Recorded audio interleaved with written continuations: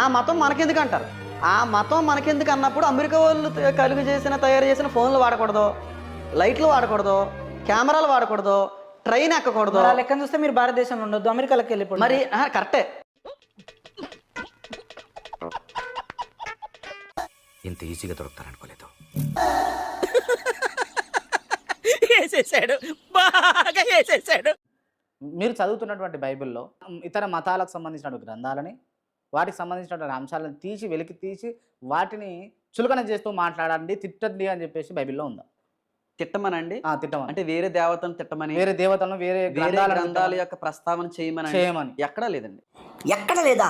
ఒకసారి ఇక్కడ చూడండి, ద్వితీయోపదేశకాండము 7వ చాప్టర్ 5వ వాక్యం. కావున మీరు వారికి చేయవలసినదేమనగా వారి బలిపీఠములను పడద్రోసి వారి విగ్రహములను పగులగొట్టి వారి దేవతా స్తంభములను నరికివేసి వారి ప్రతిమలను అగ్నితో కాల్చవలెను.